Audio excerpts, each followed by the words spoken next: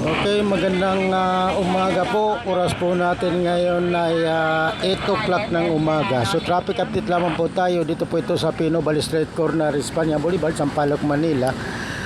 So yan po, nakaharap po tayo ngayon sa kahabaan po ng Espanya Boulevard.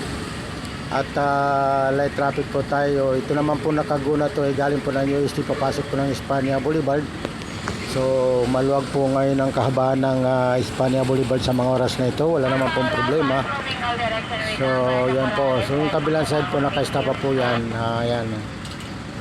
Ito po, paikot po ito papunta po ng ayan, nakaguna po yung kabilang side. Ayan.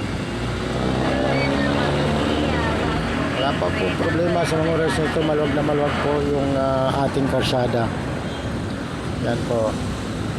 So yung mga bumibiyahe po ng Quiapo, bumabaybay ng Espanya Boulevard, ay maluwag pa po tayo sa mga oras na ito. Wala pa po tayong problema.